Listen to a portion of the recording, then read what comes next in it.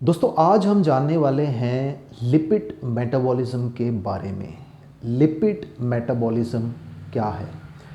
एक आसान सी भाषा में अगर समझने की कोशिश करें तो लिपिड मतलब फैट, और फैट में जो दोस्तों जो प्रॉपर्टीज़ होती हैं। अब जैसे देखिए कि आप किसी भी प्रकार के ऑयल को लीजिए और उस ऑयल को आप पानी में डाल के देखिए। जब ऑयल को आप पानी में डालेंगे तो ऑयल कभी भी पानी में डिज़ोल्व नहीं होता, वो आपको अलग ही उसमें दिखेंगे ऑयल के पार्टिकल्स। इसी तरीके से आपकी बॉडी है। जब आप कुछ खाते हैं जिसमें फ़ैट होता है तो वो फ़ैट क्या होता है कि वो आपकी बॉडी जो है, आपकी बॉडी कुछ फ़ैट को तो एनर्जी में बदल देती है और कुछ फ़ैट ऐसा होता है जो आपकी बॉडी जिसको स्टोर कर लेती है। अब इमेजिन कीजिए, सोच के देखिए, जो फ़ैट आप कंज्यूम कर रहे हैं उस फ़ैट का जो ब्रेकडाउन है, और फ़ैट का जो मेटाबॉलिज्म है।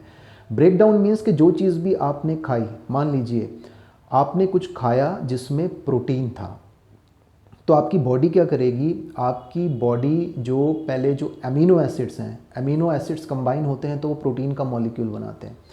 तो आपने कुछ खाया था, उसमें अमीनो एसिड्स थे, जैसे आपने दाल खाई थी या आपने नॉनवेज कंज्यूम किया था, जो भी आपने खाया था जिसमें आप कहते हैं कि प्रोटीन था। तो प्रोटीन तो आपकी बॉडी बनाती है। आपकी बॉडी के जो सेल्स हैं, प्रोटीन सिंथेसिस एक प्रक्रिया होती है जिसके द्वारा वो प्रोटीन बनाते हैं।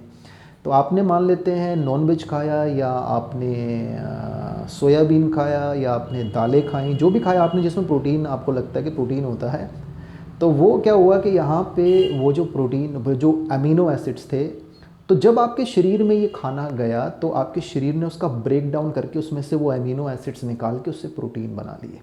तो इसी तरीके से आपने कुछ खाया, उसमें फ़ैट भी था, तो आपके शरीर ने उसका ब्रेक डाउन किया और ब्रेक डाउन करने के बाद उसका मेटाबॉलिज्म किया। मेटाबॉलिज्म मीन्स कि इसमें से कितना जो फ़ैट है वो फ़ैट को हम एनर्जी में बदलेंगे जो आपका शरीर जिसको इस्तेमाल कर लेगा, और कितना ऐसा फ़ैट है जिसको स्टोर करके रखेंगे फ्यूचर यूज़ के लिए।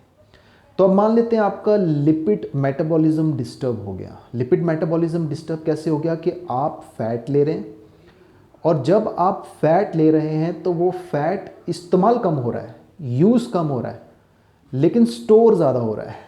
तो स्टोर जब फैट ज़्यादा हो रहा है तो क्या होने वाला है? जब फैट ज़्यादा स्टोर होने वाला है तो आपका लिवर भी फैटी होने वाला है, तो आपकी बॉडी भी दोस्तों फैटी होने वाली है। तो मोटापे का एक कारण क्या है दोस्तों?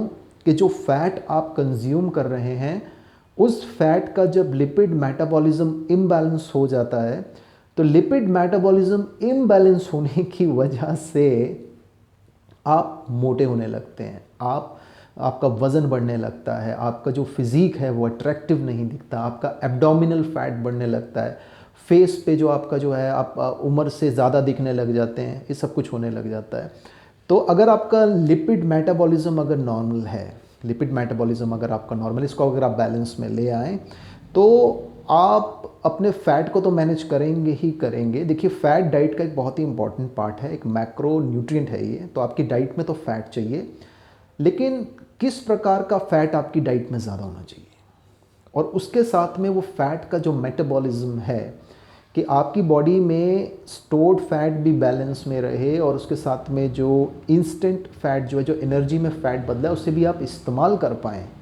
तो अगर आप ये कर लेते हैं, ये एक बैलेंस आप बना लेते हैं, तो इस बैलेंस को बनाने की वजह से क्या होता है दोस्तों कि आपका वज़न जो है, आपका जो वेट है, या आप कहें कि आपका जो बॉडी का जो फ़ैट है, वो फ़ैट जो है वो दोस्तों नहीं बढ़ेगा, वो कंट्रोल में रहेगा, बैलेंस में रहेगा।